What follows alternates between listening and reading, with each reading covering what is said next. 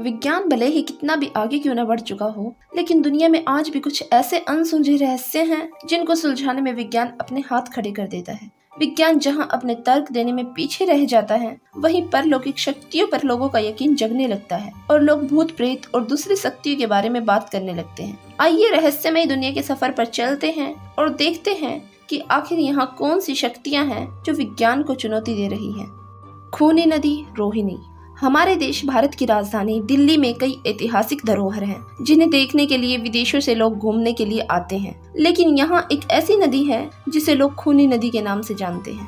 पश्चिमी दिल्ली के रोहिणी इलाके में बहने वाली खूनी नदी के आसपास बहुत हरियाली है। खूनी नदी के आसपास देखने के लिए शानदार जगह है, लेकिन यह इलाका जितना खूबसूरत है उतना ही खतरनाक भी है। यहाँ के लोग कहते हैं कि इस इलाके में रात को रोने और चीखने चिल्लाने की आवाजें भी आती हैं। खूनी नदी के आसपास के इलाकों में कोई भी आत्मा का साया है या नहीं, वैसे तो इसका कोई प्रमाण नहीं है, लेकिन लोगों की माने तो यहाँ चीखने चिल्लाने की आवाजें आती रहती हैं, जिसके कारण यहाँ रहने वाले लोगों के मन में डर सा बैठ गया है। भूतिया गतिविधियों के कारण ही इसे खूनी नदी कहते हैं। ऐसा माना जाता है कि सन 1857 की लड़ाई में जो अंग्रेज मर जाते थे, उनकी लाशें इसी खूनी नदी में फेंक दी जाती थी, इसीलिए इस नदी का नाम खूनी नदी रखा गया। शेटीहाली का डूबता चर्च।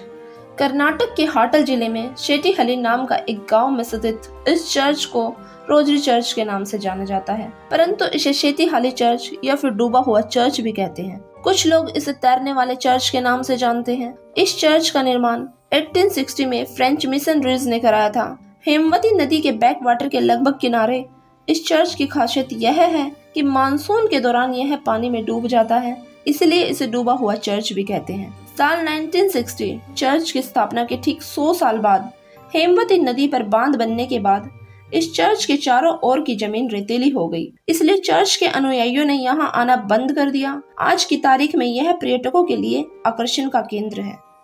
चर्च के चारों तरफ साल भर पानी भरा रहता है। यदि कर्नाटक के मानसून के मौसम में आप यहाँ आते हैं तो आपको छोटे चर्च का केवल 1/3 हिस्सा दिखाई दे सकता है। हर साल जैसे ही बांध खुलने से पानी का स्तर बढ़ता है, चर्च का कुछ हिस्सा पानी के नीचे चला जाता है। बांध का पानी बंद हो जाता है तो फिर से चर्च दिखाई देने लगता है। चर्च गोथिक वास्तुकला की एक शानदार संरचना है। इस चर्च को देखने के लिए सबसे अच्छा समय बरसात का मौसम माना जाता है।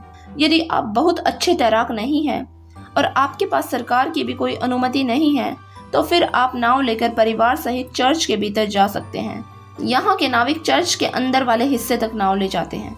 वैसे तो इस चर्च को देखने का सबसे अच्छा समय भी जुलाई से अक्टूबर के बीच होता है, जब ये आधा पानी में डूबा रहता है। लेकिन यदि आप इसका अधिकतम हिस्सा देखना चाहते हैं तो फिर दिसंबर से मई के महीने के बीच आपको यहाँ जाना चाहिए।